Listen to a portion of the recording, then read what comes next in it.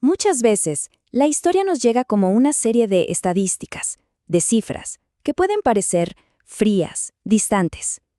Pero en este análisis vamos a darle la vuelta.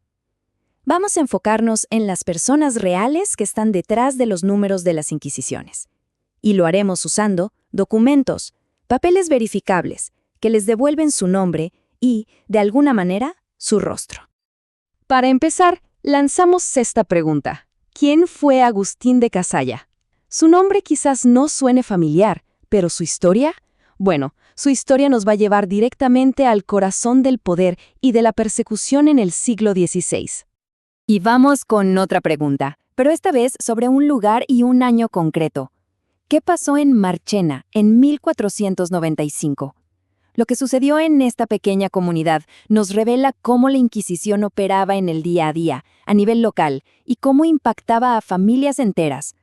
Estas dos preguntas van a ser nuestra guía. Ok, para poder entender bien estas historias personales, primero necesitamos un poco de contexto. Y aquí hay algo claro. Es un error pensar que hubo una sola Inquisición como una especie de monstruo único. En realidad, fueron varias instituciones diferentes que fueron cambiando con el tiempo. Y esta tabla lo explica perfecto. Fíjense, la medieval era más bien descentralizada, episódica. Pero la española, ojo, esa era otra cosa. Impulsada por los reyes católicos, era una burocracia estatal, centralizada. Y luego está la romana, con sede en el Vaticano, mucho más enfocada en la doctrina. 3 sistemas distintos con un objetivo similar, sí, pero con métodos y estructuras muy, muy diferentes.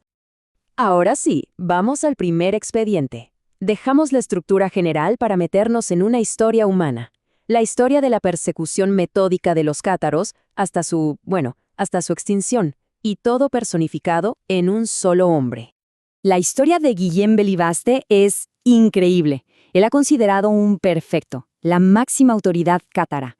Lo capturan, pero logra escapar. Vivió años como refugiado en Cataluña, pero la Inquisición no lo olvidó. Al final, fue traicionado por un agente doble que se hizo pasar por su amigo.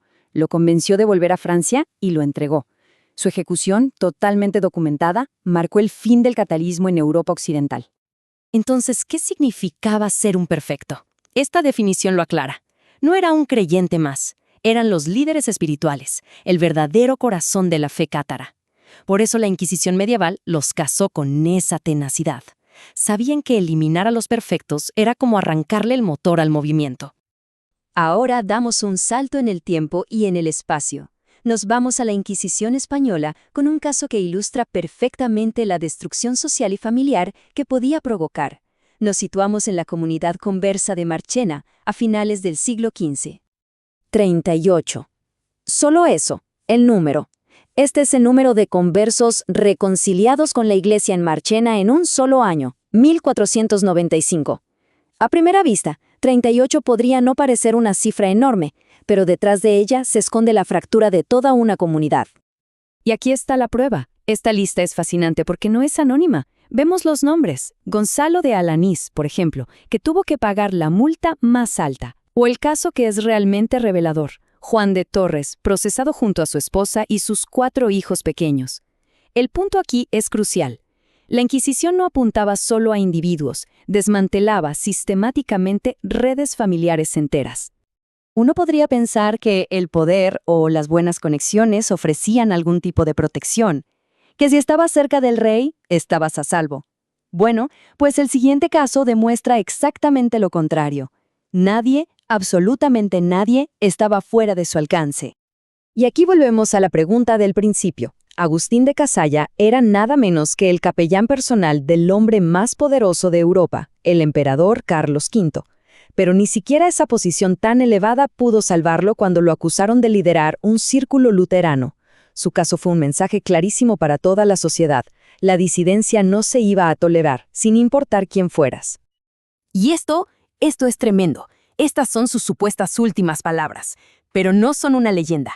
Están ahí, registradas en las actas oficiales del auto de fe. Es la voz de un hombre en su último momento, una voz que nos llega directamente desde un documento del siglo XVI, y eso le da una fuerza brutal a su historia. Pero el golpe no fue solo para él. Miren el destino de su familia. Fue devastador. Sus hermanos, Francisco y Beatriz, ejecutados con él. Su madre, Leonor, que ya había muerto, fue desenterrada para quemar sus huesos en efigie. Su casa fue demolida y el terreno sembrado con sal. Fue un acto de aniquilación total de una familia. Hasta ahora hemos visto a quienes se perseguía. Ahora, la pregunta es ¿cómo? ¿Cómo funcionaba esta maquinaria?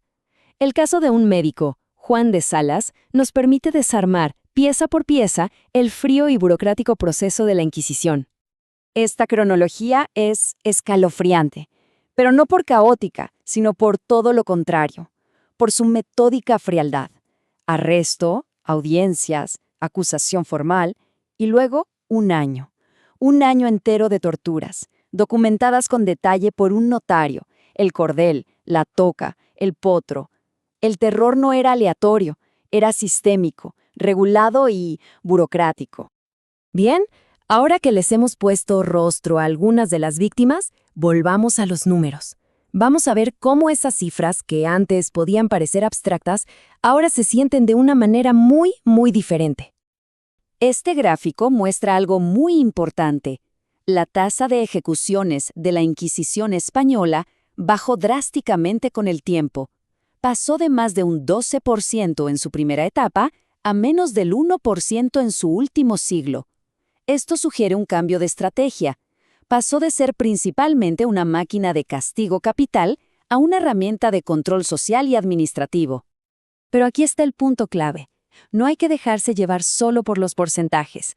Un porcentaje pequeño de un número muy grande sigue siendo una tragedia inmensa. Ese 1.8% del periodo intermedio todavía se traduce en unas 1.600 personas ejecutadas, 1.600 vidas como las de Guillem Bell y Basté o Agustín de Casalla.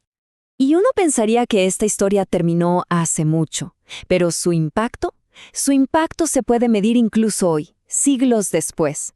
La sombra de la Inquisición es increíblemente larga. Fíjense en esto. Un estudio publicado en la prestigiosa revista PNAS encontró una correlación directa e impactante. Las regiones de España donde la Inquisición fue más activa, hoy en día tienen, en promedio, menores ingresos per cápita, menos años de escolaridad y, quizá lo más revelador de todo, menores niveles de confianza entre las personas. Una institución basada en el secreto y la delación deja cicatrices sociales y económicas que al parecer perduran por siglos. Y todo esto nos deja con una pregunta final, una para reflexionar. Si los efectos de un sistema de persecución pueden medirse 500 años después, ¿cuál es entonces el verdadero costo de imponer una creencia a través del miedo? Es una pregunta cuyo eco, me parece, resuena mucho más allá de los libros de historia.